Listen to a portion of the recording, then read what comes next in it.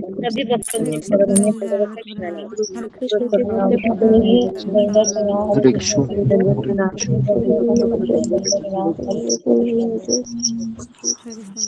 कृष्ण हरे कृष्ण गुरु के गुरु जी धन्यवाद प्रणाम सभी भक्तों को नमस्कार। दंडवत प्रणाम दंडवत हरे कृष्ण। हरे कृष्ण गुरु जी धन्यवाद प्रणाम। हरे कृष्ण श्री भक्ति दंडवत प्रणाम। हरे कृष्ण दंडवत प्रणाम सर्व कृष्ण। ओके। ओम ज्ञानतिमिरन्धस्य ज्ञानाञ्जनशलाकया चक्षुरुन्मीलितं तस्मै श्री गुरुवे नमः। जय श्री कृष्ण चैतन्य प्रभु नित्यानंद श्री अद्वैत गदाधर श्रीवासादि गौर भक्तवृंद। हरे कृष्ण कृष्ण कृष्ण हरे हरे, हरे राम राम राम हरे हरे।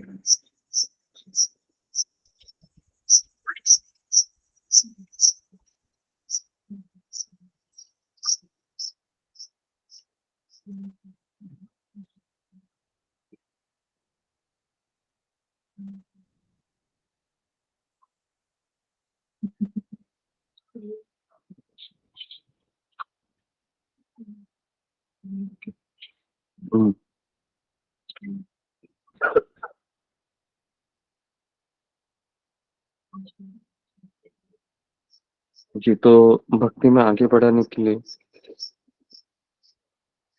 हमें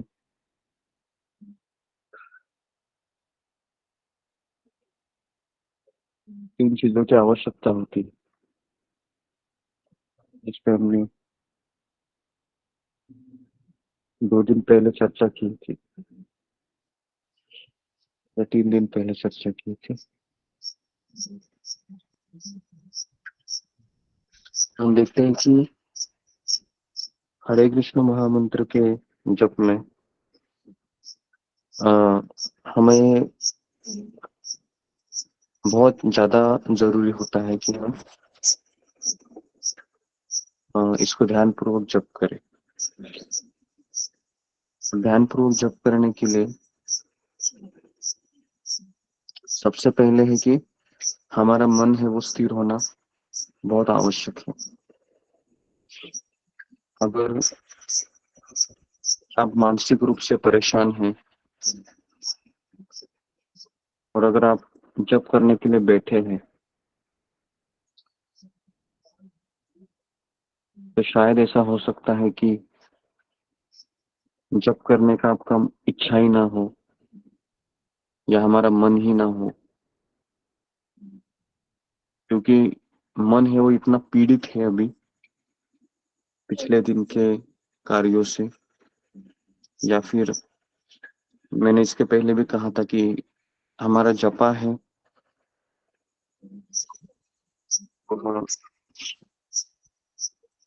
हमारी आसक्ति होती है, ये हमारा जो माइंड सेट होता है उसके ऊपर अभी डिपेंड है।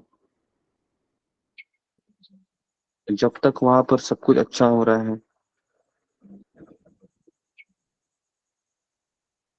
तक हम जपा में आते हैं, जप करने लगते हैं। लेकिन अगर मान लो कि जहाँ पर हमारी मानसिक आसक्ति है उसमें अगर दरार पड़ने का, अगर कल रात को हुआ है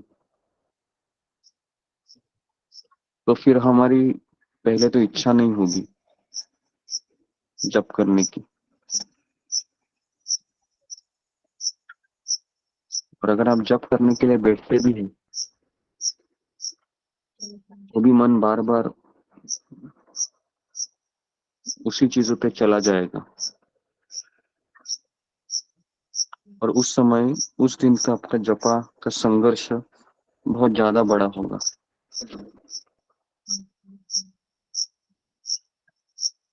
तो इसलिए आध्यात्मिक जीवन में आने के पश्चात आपको आपके आइडेंटिटी को क्लियर करना होता है कि मैं कौन हूँ।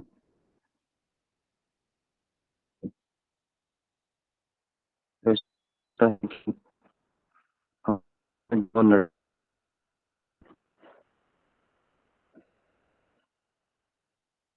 कभी कभी पति पत्नी से इतना डरता है कि वह आध्यात्मिक जीवन अपनाना चाहता है, लेकिन उसका हिम्मत नहीं होता है। कभी कभी पत्नी पति से इतना डरती है कि वह भी आध्यात्मिक जीवन अपनाना चाहती है, लेकिन नहीं कर पाता है।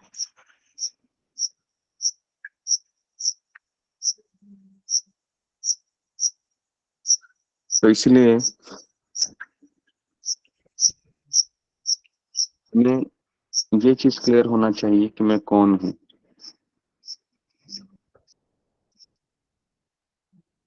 भगवान का सेवक हूँ।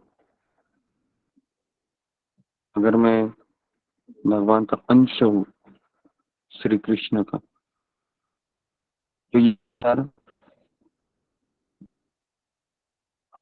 नहीं करेंगे।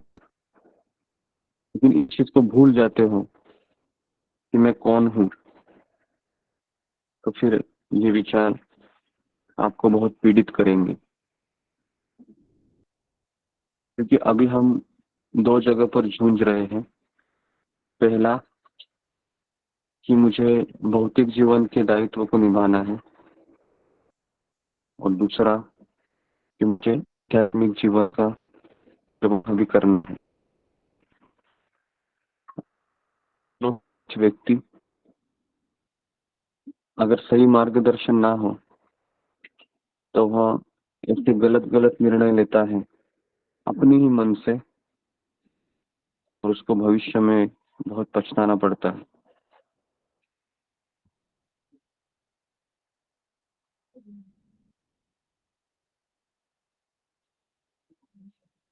एक बार श्रील प्रभुपाद जी के पास एक शिष्य आया और कहा कि आध्यात्मिक जीवन और भौतिक जीवन, इसमें मुझे किसे ज्यादा महत्व देना चाहिए श्रील प्रभुपाद।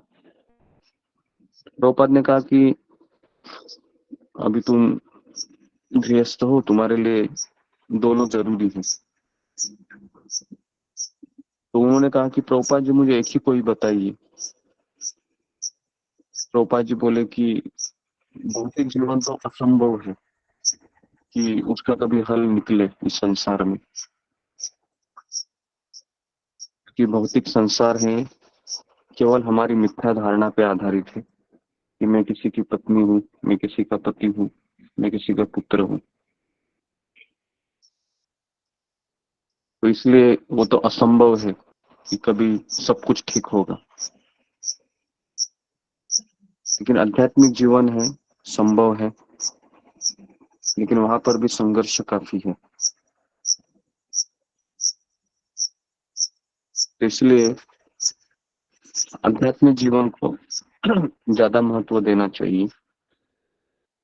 क्योंकि अगर आध्यात्मिक जीवन को नीचे रखकर आप भौतिक जीवन को महत्व देंगे तो फिर वो वही हुआ कि हम वापस उल्टी दिशा में चलने का प्रयास करने का निश्चय किए।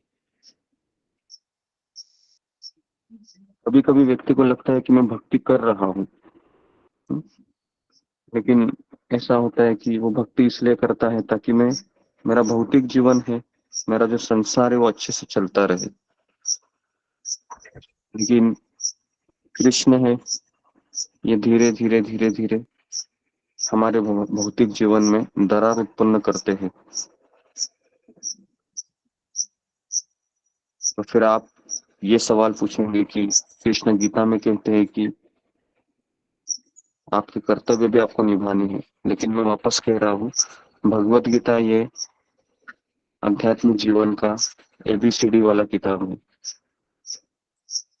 भगवत गीता ये एबीसीडी सिखाने वाला किताब है, तो वही सब कुछ नहीं है। धीरे धीरे धीरे धीरे हमें भागवतम के उन कथाओं को अपने जीवन में अपनाना है। जब हम देखते हैं कि उनके जीवन में भी दरार उत्पन्न होते हैं, प्रहलाद महाराज, पांडव, कुंती महारानी, उनका अगर आप सांसारिक जीवन देखोगे तो धीरे धीरे धीरे धीरे जीरो होते चला दिखाई देगा आपको। तो इसके लिए जीवन में अगर आगे बढ़ना मानसिकता की बहुत आवश्यकता है, और सही मानसिकता के लिए मार्गदर्शन तो परम आवश्यक है।